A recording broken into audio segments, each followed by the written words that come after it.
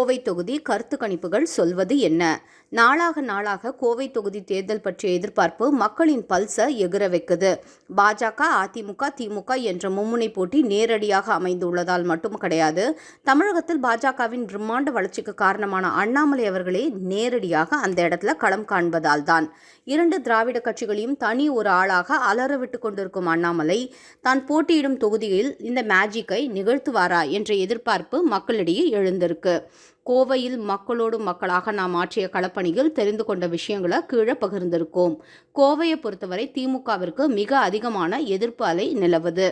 2021 ஆண்டு சட்டசபை தேர்தலிலேயே திமுக white wash ஆன இடம் கொங்கு மண்டலம் தான்.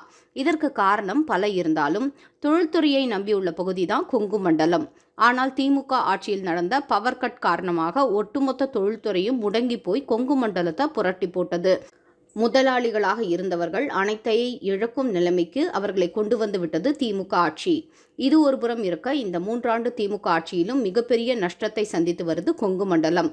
அறிவிக்கப்படாத மின்வெட்டுகள், எக்கச்சக்கமாக உயர்த்தப்பட்ட மின்சார கட்டணம், சொத்து வரி உயர்வு, பத்திரப்பதிவு கட்டண உயர்வு என்று தொழில் பாதிப்பு அடைவதற்கான சகல விஷயத்தையும் செவ்வன செய்துள்ளது திமுக.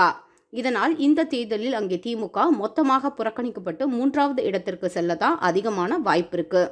இப்போது கொங்கு மண்டலத்தின் கோட்டை என்று பாஜக மற்றும் அதிமுக ஆகிய 2 கட்சிகளும் மார்த்தட்டி கொள்றாங்க. உண்மையில் மக்கள் நினைப்பது என்ன? சாதாரண மக்களை பொறுத்தவரை பாரத பிரதமர் யார் என்ற முடிவு எடுக்க போகும் இந்த தேர்தலில் அதிமுகவுக்கு என்ன வேலை என்றுதான் கேட்கிறாங்க. ஸ்டாலினுக்காவது புள்ளி வைத்த கூட்டணி ஆட்சியை பிடிக்கும் என்ற ஒரு நப்பாசை இருக்கு.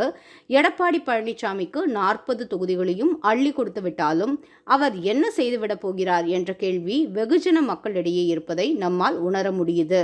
எப்படியும் நரேந்திர மோடி தான் மீண்டும் பிரதமராக தொடரப்போகிறார் என்ற நிலை இருக்கும்போது மோடியின் போர்ப்படை தளபதிகளில் முதன்மை தளபதியான அண்ணாமலை அவர்கள் வெற்றி பெறுவது ஒட்டுமொத்த கொங்கு மண்டலத்தின் வளர்ச்சிக்கு வழிவகுக்கும் என்று நம்புறாங்க. வளர்ச்சி நாயகன் மோடியுடன் எழுச்சி நாயகன் அண்ணாமலை கைகோர்க்கும் போது அது மிகப்பெரிய உந்து சக்தியாக கொங்கு மண்டலத்திற்கு இருக்கும் என்றும் மக்கள் நம்புறாங்க. அண்ணாமலை கோவையில் போட்டியிடுவதன் வீரியம் கோவை தொகுதியோடு நின்றுவிடவில்லை. அது ஒட்டுமொத்த கொங்கு மண்டலத்திலும் எதிரொலிக்க வாய்ப்பிருப்பதாக தான் தெரியுது.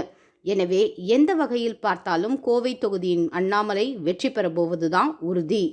வாக்கு வித்தியாசம் என்ன என்பதை தெரிந்து கொள்ள ஜூன் 4 வரை நாம் காத்திருக்க வேண்டும். தேர்தல் தேதி நெருங்க இன்னும் ஆழமான சர்வேக்களோடு நாம் தொடர்ந்து இணைவோம். இம்முறை 400, ஜூன் 4 கண்டிப்பாக 400.